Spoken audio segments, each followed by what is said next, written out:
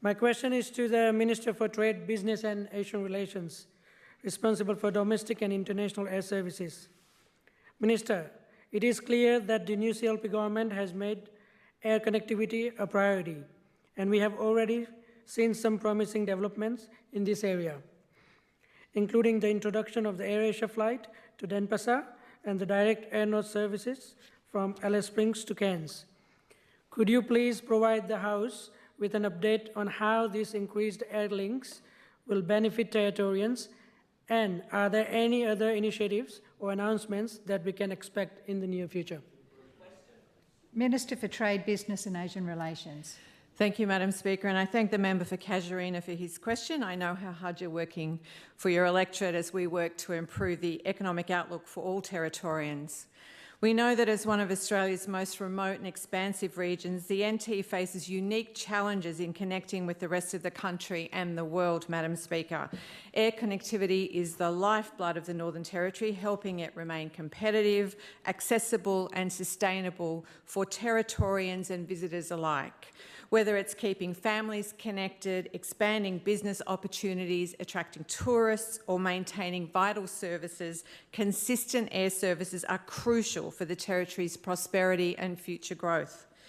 Air connectivity not only facilitates trade, it ensures the Territory remains integrated into national and international networks for security, diplomacy and cooperation, a critically important consideration given the role the Northern Territory plays in Australia's broader landscape of trade and defence.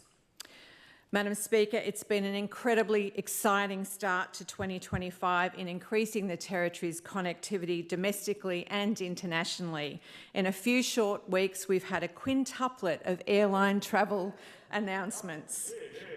Jetstar's seasonal Darwin Gold Coast route operating June to October, Air North's Alice Springs Cairns route operating 3 times per week commencing 14 April, the Qantas Group's addition of 95,000 domestic seats in the Darwin-Adelaide, Darwin-Brisbane, Darwin-Sydney routes, as well as a seasonal Darwin-Canberra route 3 times per week.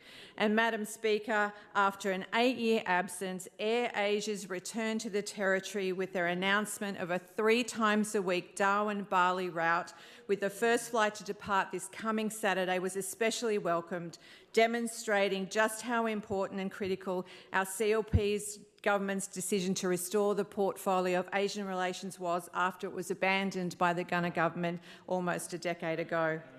And yesterday, AirAsia doubled down on their investment into the Territory with their announcement of a 4 times a week route, Darwin to Kuala Lumpur, commencing 27 June. This provision of a low-cost carrier will see seamless travel to some most in-demand destinations across Asia, including Malaysia, Thailand, Vietnam, the Philippines and India.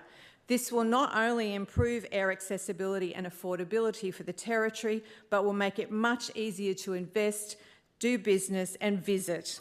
It supports tourism growth, makes it easier for cost-conscious business travels, especially self-funded conference attendees.